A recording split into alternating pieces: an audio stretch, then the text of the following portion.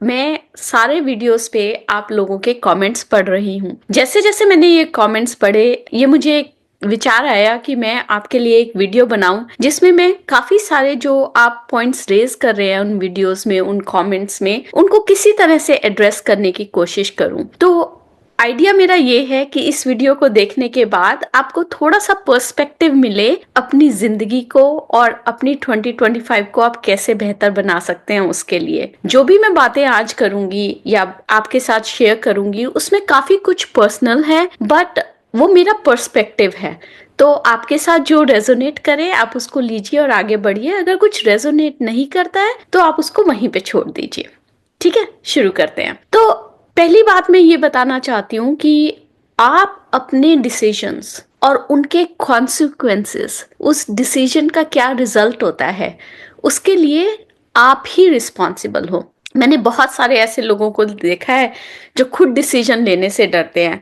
वो अपने रिलेटिव से एक्सपेक्ट करते हैं, या अपने पेरेंट्स से एक्सपेक्ट करते हैं, या अपने भाई बहनों से एक्सपेक्ट करते हैं कि वो उनको डिसीजन लेने में मदद करें या उनके लिए डिसीजन लें। और जब वो डिसीजन कोई और उनके लिए ले लेता है और वो डिसीजन जो है वो ऐसा रिजल्ट नहीं देता जैसा कि सबको एक्सपेक्टेड है, तो उन लोगों के लिए बहुत आसान हो जाता है वापस जाके कहना कि ये मेरा डिसीजन तो था नहीं, ये तो आपका डिसीजन था, या ये तो आपने सलाह दी थी और अब ये सक्सेसफुल नहीं हुआ तो ये मेरी गलती तो है नहीं। तो मेरा ये पर्सपेक्टिव है कि ये एक बचने का एस्केपिस्ट तरीका है। जब आप अपने डिसीजंस खुद लेते हैं, चाहे आप दूसरों की सलाह से लें, बट वो आपका डिसीजन हो, जब आप उस पर अपनी ओनरशिप की स्टैंप लगा देते हैं और कहते हैं कि ये मेरा डिसीजन है, तो आप जी जान लगा देते हैं उस डिसीजन को सक्सेसफुल करने में।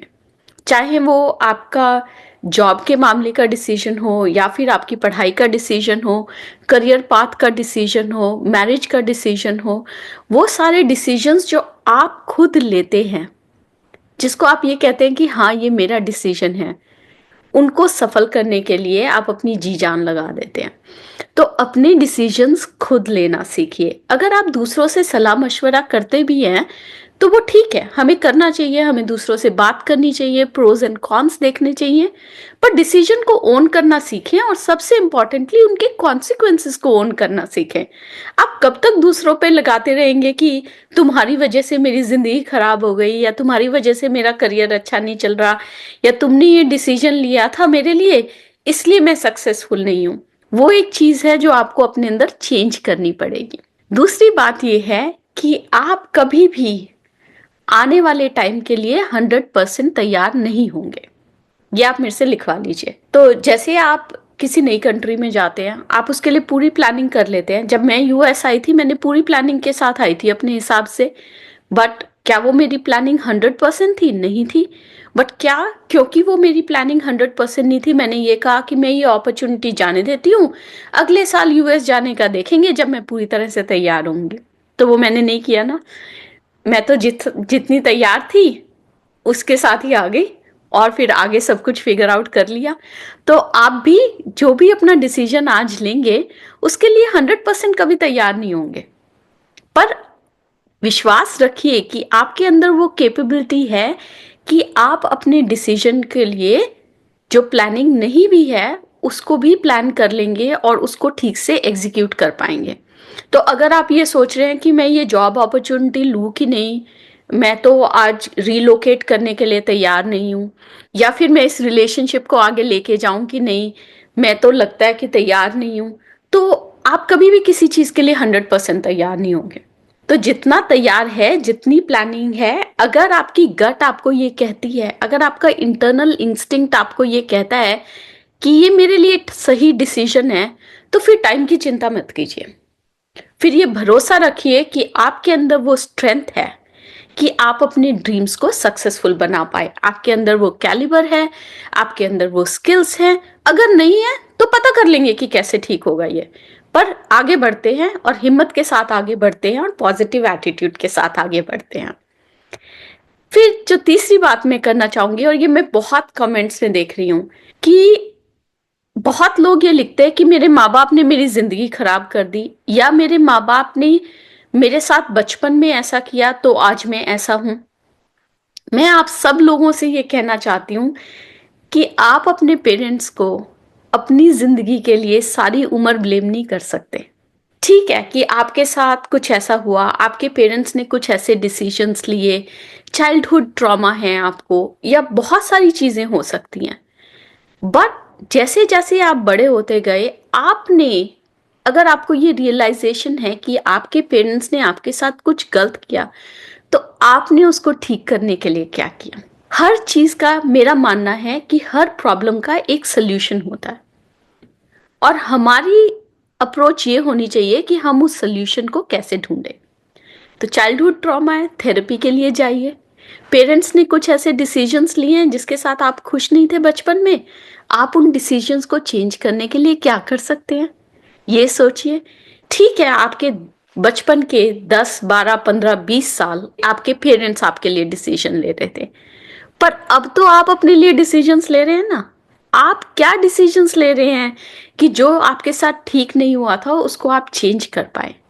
देखिए, हमारे माँ बाप जो होते हैं वो अपने हिसाब से, उनको जो ठीक लगता है, उनकी जितनी अंडरस्टैंडिंग होती है, उनकी जितनी कैपेबिलिटी होती है, उस हिसाब से हमें बड़ा करते हैं। उनके माँ बाप ने शायद उससे भी कम किया होगा उनके लिए, उन्होंने थोड़ा ज्यादा किया, आप अपने बच्चों के लिए और ज्यादा करेंगे। पर हम उनको ब्लेम नहीं कर सकते किसी बात के लिए। थोड़े टाइम के लिए उस फेज में तो रह सकते हैं कि यार हमारे साथ गलत हुआ, बट आगे जो ठीक करना है वो हम क्या कर रहे हैं, हमारे एक्शंस क्या हैं उसको रेक्टिफाई करने के लिए, वो ज्यादा इंपॉर्टेंट है एक पॉइंट के बाद। तो ये बात थोड़ा सोचिए, थोड़ी गहरी बात है, और मेरे को बहुत देर में ये बात समझ में आई। बट एक बार ये समझ में आ जाती है ना बात, तो अपने अंदर बहुत पावर आ जाता है अपने सर्कमस्टेंसेस को चेंज करने के लिए। और जब वो पावर आ जाता है, वो एम्पावरमेंट की फीलिंग ऐसी होती है कि हम अपनी जिंदगी बदल सकते हैं उस फीलिंग के साथ। ये लाता है मेरे को अपने चौथे पॉइंट पे जो मैं बोलना चाहती हूँ। और बहुत लोग ऐसे मिलते हैं मेरे को कॉर्पोरेट एनवायरनमेंट में। ऑब्वियसली मेरा 20+ ईयर्स का एक्सपीरियंस है कॉर्पोरेट एनवायरनमेंट में। बहुत मल्टी मिलियन डॉलर बिजनेसेस मैंने रन किए हैं। तो बहुत लोग मुझे ऐसे मिलते हैं जो कहते हैं ये मैनिफेस्टेशन जो है ना, ये तो होकस पोकस है, ये कुछ नहीं होता। तो मेरा ये मानना है कि आप अपनी हर ड्रीम को मैनिफेस्ट कर सकते हैं। हमारे पास ये पावर है कि हम अपनी हर ड्रीम को मैनिफेस्ट कर पाए, जो भी हमारी ड्रीम है। पर ये जो मैनिफेस्टेशन है ना, ये बिस्तरे पे लेट के सिर्फ सोचने से नहीं आएगी। उस मैनिफेस्टेशन को हमें एक्शंस में भी बदलना पड़ेगा।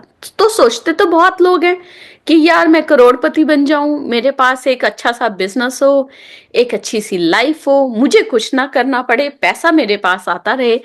तो ऐसे लोग अगर बिस्तरे पे बैठे बैठे ये सोचते रहेंगे तो कुछ नहीं होने वाला। पर अगर वो रिसर्च करके कुछ इन्वेस्टमेंट करते हैं ऐसी जिससे पैसिव इनकम आती रहती है उनको, तो कुछ हो सकता है। ठीक है, तो एक्शन जो है वो लेना पड़ेगा, और ये भी फिगर आउट करना पड़ेगा कि सही एक्शन क्या है अपनी ड्रीम को मैनिफेस्ट करने के लिए। मेरा ये मानना है कि आपकी जो ड्रीम है उसको मैनिफेस्ट करने के लिए बहुत सारे पाथ्स हो सकते हैं। ठीक है, एक पाथ नहीं चला, दूसरा पाथ शुरू करेंगे। मैं आपको एक एग्जाम्पल देती हूँ। जब मैंने ये सोचा कि मुझे यूएस आना है, तो मेरे पास बहुत सारे रास्ते थे। या तो मैं एक स्टूडेंट वीजा पे यूएस आ सकती थी, या फिर मैं एक ऐसा जॉब ढूंढ सकती थी जिसमें कि यूएस जाने की पॉसिबिलिटी हो, या फिर मैं, उस टाइम पे तो ये भी था कि भाई किसी यूएस में बेस्ड लड़के से शादी कर लो और यूएस आ जाओ। तो ये काफी सारे रास्ते थे ना।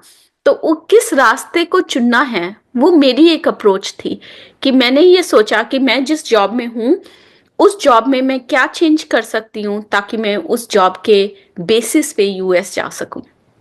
और वो मेरा पाथ था।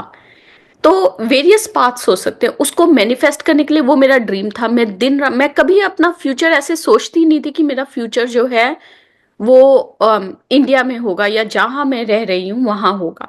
बहुत सारे रीजंस हैं, उन रीजंस में मैं जाना नहीं चाहती। पर मैं हमेशा अपना फ्यूचर जो है वो यूएस में देखती थी।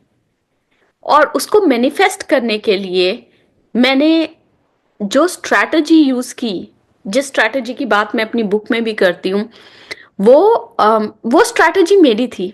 तो उस ड्रीम को मैनिफेस्ट करने के लिए जो एक्शंस लिए वो मेरे थे, पर वो आइडिया बहुत क्लियर था और वो मैनिफेस्टेशन ही थी। मतलब मैंने कभी जिंदगी में उस टाइम पे ऐसा नहीं सोचा कि अगर ये नहीं हुआ तो क्या होगा। मेरे को बिल्कुल ये पता था कि मेरी लाइफ जो है वो यूएस में ही है।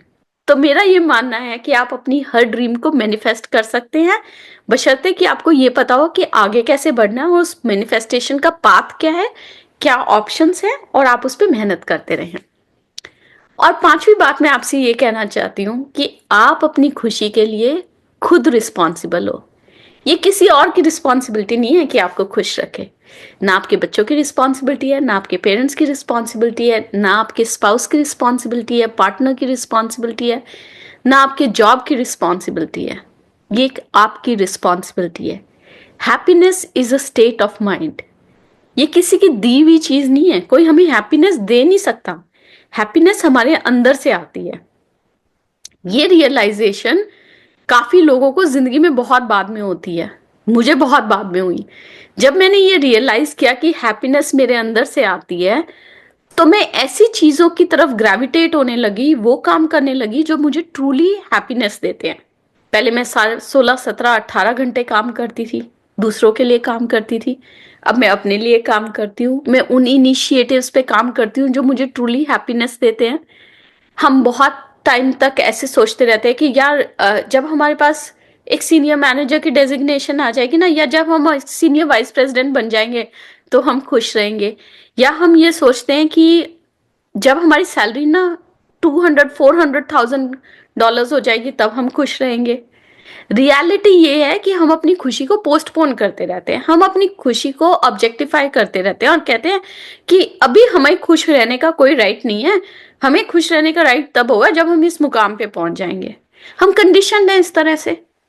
जब हम छोटे थे तो हम माँ बाप क्या कहते थे कि अभी बहुत सारी पढ़ाई कर लो, अगर ठीक नौकरी मिल गई, अच्छी तरह से पढ़ाई कर ली, कुछ जिंदगी में बन गए, फिर सुख ही सुख है। तो आज के एनवायरनमेंट में जो लोग रह रहे हैं वो जानते हैं कि कितनी अनसर्टनिटी है दुनिया में। तो उस खुशी को पोस्टपोन क्यों किया जाए? जिंदगी तो जीने के लिए है ना।